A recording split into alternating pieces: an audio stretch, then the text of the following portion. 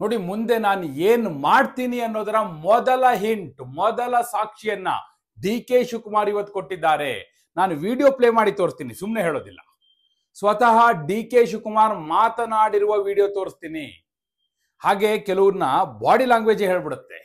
ನೋಡಿ, D K Shivakumar ಯಾವಾಗಲೂ ಒಂದು ಮಾತು ಹೇಳ್ತಿರ್ತಾರೆ, ನಾನು ರಾಜಕಾರಣದಲ್ಲಿ ಫುಟ್ಬಾಲ್ ಆಡೋದಿಲ್ಲ, ಚೆಸ್ ಆಡ್ತೀನಿ ಅಂತ. ಯಾವ ರೂಪದಲ್ಲಿ ಅವ್ರು ಚೆಸ್ ಆಡ್ತಿದ್ದಾರೆ ಅನ್ನೋದಕ್ಕೆ ಮೊಟ್ಟ ಮೊದಲ ಎವಿಡೆನ್ಸ್ ಇದು. ಮುಂದೆ ರಾಜ್ಯ ರಾಜಕಾರಣದಲ್ಲಿ ಏನಾಗುತ್ತೆ ಅನ್ನೋದಕ್ಕೆ ಮೊಟ್ಟ ಮೊದಲ ಸಾಕ್ಷಿ ಇದು.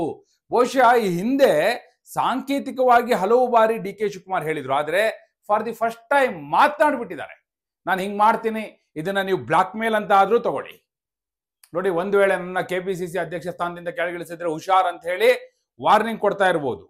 ಅಥವಾ ನೋಡಿ, ಒಂದ್ ವೇಳೆ ಮುಖ್ಯಮಂತ್ರಿ ಪಟ್ಟವನ್ನು ನನಗೆ ಕೊಡದೆ ಹೋದ್ರೆ ನಾನು ಸುಮ್ಮನಿರೋನಲ್ಲ ಅನ್ನುವ ಕಾರಣಕ್ಕಾಗಿ ಈಗ ಈ ರೀತಿಯ ಮಾತನ್ನು ಆಡಿರ್ಬೋದು. ಏನ್ ಮಾತಾಡಿದ್ದಾರೆ ನಾ ಹೇಳ್ದೆ, ವಿಡಿಯೋ ತೋರಿಸ್ತೀನಿ ಅಂತ. ಅಷ್ಟೇ ಅಲ್ಲ, ಡಿ ಕೆ ಶಿವಕುಮಾರ್ ಮುಂದಿಡ್ತಾ ಇರುವಂತ ಹೆಜ್ಜೆ, ಅವರ ರಾಜಕೀಯ ನಡೆ, ಅವರ ಚದುರಂಗದ ಆಟ ಯಾವ ರೂಪದಲ್ಲಿದೆ, ಆ ಎಲ್ಲ ವಿವರಗಳನ್ನ ಕೊಡೋ ಸಲುವಾಗಿ ನಾನು ಬಂದಿದ್ದೇನೆ. ಆತ್ಮೀಯರೇ, ವಾರ್ತೆ ವಿಶೇಷ ಕಾರ್ಯಕ್ರಮಕ್ಕೆ ಸ್ವಾಗತ. ನಾನು ವೀರೇಂದ್ರ ಉಪ್ಪುಂದ. ನೋಡಿ, ಡಿ ಕೆ ಶಿವಕುಮಾರ್ ಅವರು ಈಗ ಒಂದು ಹೆಜ್ಜೆಯನ್ನ ಮುಂದೆ ಇಟ್ಟು ಬಿಟ್ಟಿದ್ದಾರೆ. ಇಲ್ಲಿವರೆಗೂ ಕೂಡ ಕಾದು ನೋಡುವ ತಂತ್ರವನ್ನು ಅನುಸರಿಸ್ತಾ ಇದ್ರು. ಆದ್ರೆ ಯಾವಾಗ ಸತೀಶ್ ಜಾರಕಿಹೊಳಿ, ರಾಜಣ್ಣ, ಆ ಕಡೆ ಡೆಲ್ಲಿಗೆ ಹೋಗಿ ಕೂತ್ಕೊಂಡಿರುವಂತ ಪರಮೇಶ್ವರ್ ಎಲ್ರು ಓಪನ್ ಆಗಿ ಅವರ ವಿರುದ್ಧ ಮುಗಿಬಿದ್ದಿದ್ದಾರೆ ಅನ್ನೋದು ಗೊತ್ತಾಯ್ತು, ಹೈಕಮಾಂಡ್ಗೆ ತನ್ನ ವಿರುದ್ಧ ಕಂಪ್ಲೇಂಟ್ ಕೊಡ್ತಾ ಇದ್ದಾರೆ ಅಂತ ಗೊತ್ತಾಯ್ತು, ನನ್ನನ್ನ ಕೆಪಿಸಿಸಿ ಅಧ್ಯಕ್ಷ ಪಟ್ಟದಿಂದ ಕೆಳಗೆ ಇಳಿಸಲೇಬೇಕು ಅಂತ ಪಟ್ಟು ಹಿಡಿದಿದ್ದಾರೆ ಅಂತ ಗೊತ್ತಾಯ್ತು, ಆಗ ಅವರು ಒಂದು ನಿರ್ಧಾರವನ್ನ ತೆಗೆದುಕೊಳ್ಳಲೇಬೇಕಾಯ್ತು. ಅದೇ ಕಾರಣಕ್ಕಾಗಿ ಈಗ ಈ ನಿರ್ಧಾರವನ್ನ ತೆಗೆದುಕೊಂಡಿದ್ದಾರೆ. ನಾನು ಸುಮ್ಮನೆ ಹೇಳ್ತಾ ಇಲ್ಲ, ಅಂತೆ ಕಂತೆ ಅಲ್ಲ, ವಿಡಿಯೋ ಪ್ಲೇ ಮಾಡಿ ತೋರಿಸ್ತೀನಿ. ಡಿ ಕೆ ಶಿವಕುಮಾರ್ ಬಳಸಿರುವ ಪ್ರತಿ ಪದದ ವಿವರವನ್ನೂ ಕೊಡ್ತೀನಿ. ಅವರ ಬಾಡಿ ಲ್ಯಾಂಗ್ವೇಜ್ ನೀವೇ ನೋಡ್ತಿರಲ್ಲ, ನಿಮಗೆ ಗೊತ್ತಾಗ್ಬಿಡುತ್ತೆ. ಕೆಲವನ್ನ ಸಾಂಕೇತಿಕವಾಗಿ ಹೇಳ್ತಾರೆ. ಹಿಂದೆ 2-3 ಡೆವಲಪ್ಮೆಂಟ್ಗಳು ಆಗಿತ್ತು, ಬಹಳಷ್ಟು ಜನ ವಿಶ್ಲೇಷಣೆ ಮಾಡಿದ್ರು. ಆದ್ರೆ ಅವರ ಬಾಯಿಂದ ಕೆಲವು ಮಾತುಗಳು ಬರಬೇಕಾಗುತ್ತೆ, ಅದು ಬಹಳ ಮುಖ್ಯ ಆಗುತ್ತೆ. ಆಕ್ಷನ್ ಅಲ್ಲಿ ಹೇಳೋದು ಬೇರೆ, ಆದ್ರೆ ನೇರವಾಗಿ ಬಾಯಲ್ಲಿ ಬರುವ ಮಾತುಗಳು ಬೇರೆ. ಮೊನ್ನೆ ಸ್ವತಃ AICC ಅಧ್ಯಕ್ಷ ಮಲ್ಲಿಕಾರ್ಜುನ ಖರ್ಗೆ ಅವರು ಏನ್ ಹೇಳಿದ್ರು, ನೇರವಾಗಿ ಹೇಳಿದ್ರು ಅವರು. ನೋಡಿ, ಕುಂಭಮೇಳ ಅಲ್ಲೋಗಿ ಏನೋ ಸ್ನಾನ ಮಾಡಿದ ಕೂಡಲೇ ಪಾಪ ಪರಿಹಾರ ಆಗ್ಬಿಡುತ್ತಾ, ಮೋದಿ ಅಮಿತ್ ಶಾ ಅಲ್ಲೋಗಿ ಸ್ನಾನ ಮಾಡಿದ್ರು ನರಕಕ್ಕೆ ಹೋಗೋದು ಅಂತೆಲ್ಲ ಮಾತಾಡ್ಬಿಟ್ರು. ಆದ್ರೆ KPCC ಅಧ್ಯಕ್ಷರಾಗಿರುವಂತ ಡಿ ಕೆ ಶಿವಕುಮಾರ್ ಅವರು ಹಾಗೆ ಹೇಳಿಕೆ ಕೊಟ್ಟ ಕೆಲವೇ ದಿನಗಳಲ್ಲಿ ಮೊದಲು ತಮ್ಮ ಪುತ್ರಿ ಐಶ್ವರ್ಯ ಅವ್ರನ್ನ ಕಳಿಸಿದ್ರು, ಕುಂಭಮೇಳದಲ್ಲಿ ಸ್ನಾನ ಮಾಡ್ಕೊಂಡ್ ಬಾ ಅಂತ. ಅವ್ರು ಹೋಗಿ ಸ್ನಾನ ಮಾಡ್ಕೊಂಡ್ ಬಂದ್ರು. ಅದೊಂದು ಟೆಸ್ಟ್ ಡೋಸ್ ಅಂತಾರಲ್ಲ, ಆ ರೀತಿ. ಏನ್ ಬರುತ್ತೆ ರಿಯಾಕ್ಷನ್ ನೋಡೋಣ ಅಂತ. ಏನು ರಿಯಾಕ್ಷನ್ ಬರಲಿಲ್ಲ. ಆಮೇಲೆ ಸ್ವತಃ ಡಿ ಕೆ ಶಿವಕುಮಾರ್ ತಮ್ಮ ಪತ್ನಿಯ ಒಡಗೂಡಿ ಹೋಗಿ ಅವರು ಮುಳುಗೆದ್ದು ಬಂದ್ರು. ಡಿ ಕೆ ಶಿವಕುಮಾರ್ ಅವರ ಪತ್ನಿ ಸಂಪೂರ್ಣ ಕೇಸರಿ ವಸ್ತ್ರವನ್ನ ಧರಿಸಿದ್ರು. ಆಗ್ಲೂ ಕೂಡ ಬಹಳಷ್ಟು ವಿಶ್ಲೇಷಣೆಗಳು ಬಂತು, ಎಲ್ಲೋ ಡಿ ಕೆ ಶಿವಕುಮಾರ್ ಬಿಜೆಪಿ ಕಡೆ ನೋಡ್ತಿದ್ದಾರೆ ಅಂತೇಳಿ. ಇವೆಲ್ಲ ಸಾಂಕೇತಿಕವಾಗಿ ಅವ್ರು ಹೇಳ್ತಿದ್ದಾರೆ ಅನ್ನುವಂಥ ವಿಶ್ಲೇಷಣೆ ಆಗಿತ್ತು. ಅತ್ಯಂತ ಸಹಜ, ಸ್ವಾಭಾವಿಕ. ಕೆಲವು ತಿಂಗಳ ಹಿಂದೆ ಹೋಗಿ ಡಿ ಕೆ ಶಿವಕುಮಾರ್ ಅವರು ಸೈಲೆಂಟ್ ಆಗಿ ಹೋಗಿ ಮೋದಿ ಅವ್ರನ್ನ ಮೀಟ್ ಆಗಿ ಬಂದ್ರು. 1-to-1 ಮೀಟಿಂಗ್ ಆಯ್ತು ನರೇಂದ್ರ ಮೋದಿ ಅವ್ರ ಜೊತೆ. ಹೈಕಮಾಂಡ್ ಸ್ವತಃ ಆಗ ಗರಂ ಆಗಿತ್ತು.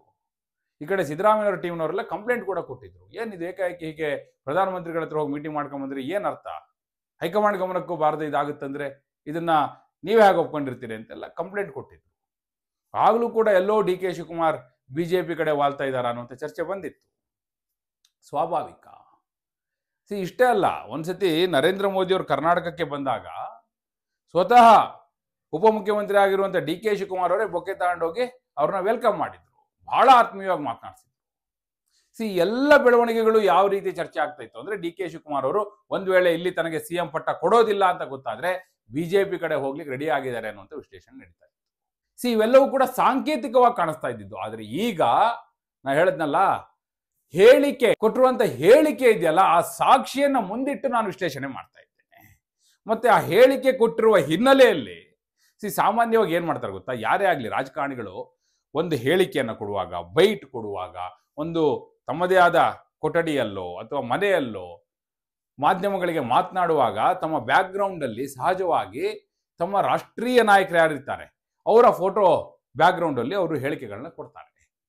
ಅದು ಅಲ್ಲಿವರೆಗೂ ಹೋಗುತ್ತೆ, ಅವಾಗ ಒಂದು ಸಂದೇಶ ಹೋಗ್ಬೇಕು ಅಂತ. ಅದೇ ಕಾರಣಕ್ಕಾಗಿ ತಮ್ಮ ಮನೆಯ ಮೂಲೆ ಮೂಲೆಯಲ್ಲೂ ತಮ್ಮ ರಾಷ್ಟ್ರೀಯ ನಾಯಕರು, ಹೈಕಮಾಂಡ್ ನಾಯಕರು ಫೋಟೋಗಳನ್ನ ಹಾಕೊಂಡಿರ್ತಾರೆ. ಬಹಳ ಸಹಜವಾಗಿ ಎಲ್ಲ ರಾಜಕಾರಣಿಗಳ ಮನೆಯಲ್ಲಿ ನಾವು ನೋಡ್ತೀವಿ. ಈಗ ಡಿ ಕೆ ಶಿವಕುಮಾರ್ ಅವ್ರ ಮನೆಗೆ ಹೋದ್ರೆ ಅಲ್ಲಿ ಸೋನಿಯಾ ಗಾಂಧಿ ಅವರು, ರಾಹುಲ್ ಗಾಂಧಿ, ಪ್ರಿಯಾಂಕಾ ಗಾಂಧಿ ಇವರೆಲ್ಲರ ಫೋಟೋಗಳು ಕೂಡ ಇದೆ. ರಾಜೀವ್ ಗಾಂಧಿ ಅವ್ರ ಜೊತೆ ಇರುವಂತ ಫೋಟೋ ಇದೆ. ಅದೆಲ್ಲ ಸಹಜ. ಅದ್ಯಾವುದೋ ಒಂದು ಫೋಟೋನ ಬ್ಯಾಕ್ ಗ್ರೌಂಡ್ ಅಲ್ಲಿ ಬರೋ ರೀತಿಯಲ್ಲಿ ಅವ್ರು ಹೇಳಿಕೆಯನ್ನ ಕೊಡ್ತಾರೆ ಸಾಮಾನ್ಯವಾಗಿ. ಇವತ್ತು ಕೊಟ್ಟರು ಹೇಳಿಕೆ ಇದೆಯಲ್ಲ, ಬ್ಯಾಕ್ ಗ್ರೌಂಡ್ ಅಲ್ಲಿ ನರೇಂದ್ರ ಮೋದಿ ಇದ್ದಾರೆ. ನೀವು ಯೋಚನೆ ಮಾಡಿ. ನೋಡೋರಿಗೆ ಏನಪ್ಪ ಎಲ್ಲೋ ಆಕಸ್ಮಿಕವಾಗಿ ಬಂದಿರ್ಬೋದು ಅನ್ಸ್ಬೋದು, ಆದ್ರೆ ಹೇಳಿದ್ನಲ್ಲ, ಈ ಚೆಸ್ ಗೇಮರ್. ಒಂದು ಮೆಸೇಜ್ ಕೊಡಬೇಕು ಅನ್ನೋ ಕಾರಣಕ್ಕಾಗಿ ಎಂಥದ್ದೆಲ್ಲ ಮಾಡ್ತಿರ್ತಾರೆ.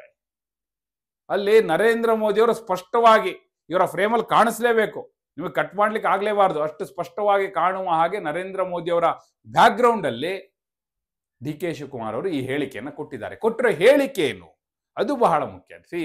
ರಾಜಸ್ಥಾನಕ್ಕೆ ಅವರು ಹೋಗಿರೋದು ಕೇಂದ್ರ ಜಲಶಕ್ತಿ ಸಚಿವರು ಕರೆದಿರುವಂತ ಸಭೆಯಲ್ಲಿ ಭಾಗವಹಿಸಲಿಕ್ಕೆ, ತಮ್ಮ ರಾಜ್ಯದ ಬೇಡಿಕೆಗಳನ್ನ ಮಂಡಿಸುವ ಸಲುವಾಗಿ ಹೋಗಿದ್ದಾರೆ.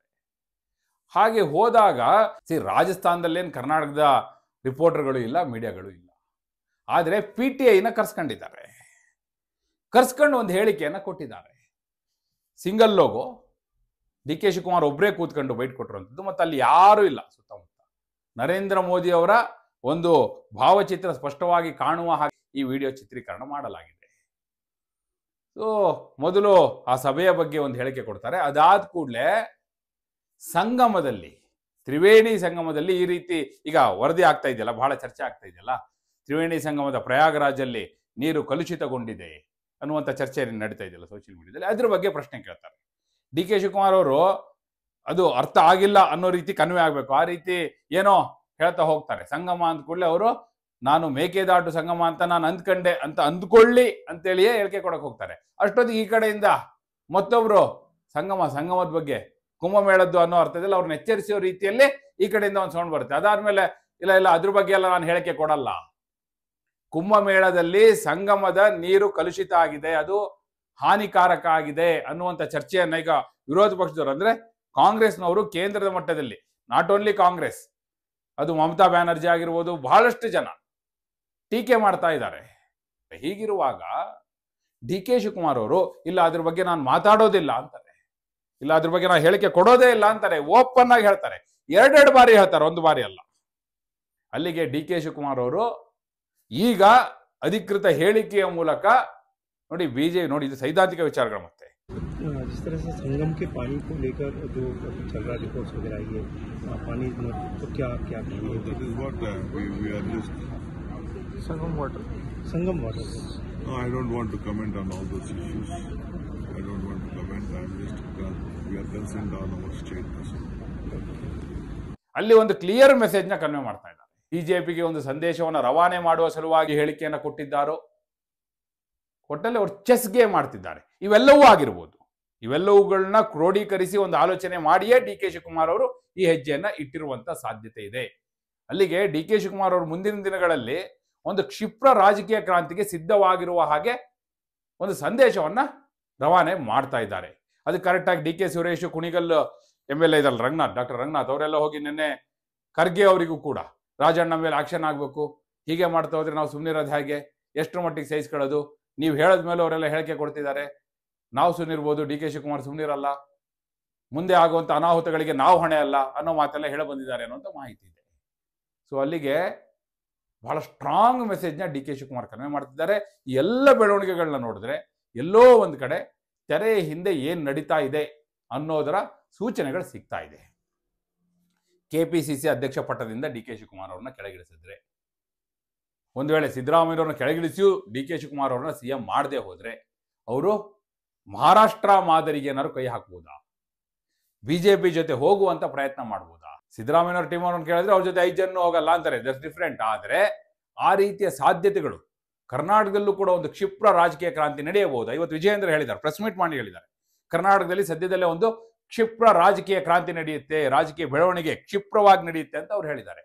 ಇದೇ ಹಿನ್ನೆಲೆಯಲ್ಲಿ ಹೇಳಿರ್ಬೋದು ಅವರು ಸಿದ್ದರಾಮಯ್ಯವ್ರ ಕುರ್ಚಿ ಸೇಫ್ ಅಲ್ಲ ಅನ್ನೋ ಮಾತನ್ನು ಹೇಳಿದ್ದಾರೆ. ಇದೇ ಕಾರಣಕ್ಕಾಗಿ ವಿಜಯೇಂದ್ರ ಅವರು ಹೇಳಿಕೆ ಕೊಟ್ಟಿರ್ಬೋದಾ? ಏನ್ ಹೇಳ್ತೀರಿ? ಡಿ ಕೆ ಶಿವಕುಮಾರ್ ಅವರು ಬಿಜೆಪಿಯ ಕಡೆ ಮುಖ ಮಾಡಿದ್ದಾರೆ ಅಂತ ನೀವು ಪರಿಭಾವಿಸ್ತೀರಾ, ಅಥವಾ ಇಲ್ಲ ಇದು ಸಹಜವಾಗಿ ಕೊಟ್ಟಿರುವಂತ ಹೇಳಿಕೆ, ಸಹಜವಾಗಿ ಬಂದಿರುವಂತ ಮಾತು, ಇದಕ್ಕೂ ರಾಜಕೀಯಕ್ಕೂ ಯಾವುದೇ ಸಂಬಂಧ ಇಲ್ಲ ಅಂತ ನೀವು ಭಾವಿಸ್ತೀರಾ? ಏನು ನಿಮ್ಮ ಅಭಿಪ್ರಾಯ ಏನು? ನಿಮ್ಮ ಅಭಿಪ್ರಾಯವನ್ನ ಕಮೆಂಟ್ ಮೂಲಕ ತಿಳಿಸಿ. ಹಾಗೆ ನೀವಿನ್ನು ವಾರ್ತೆ ಚಾನಲ್ನ ಸಬ್ಸ್ಕ್ರೈಬ್ ಮಾಡಿಲ್ಲ ಅಂದರೆ ಈಗಲೇ ಸಬ್ಸ್ಕ್ರೈಬ್ ಮಾಡಿ. ಧನ್ಯವಾದ.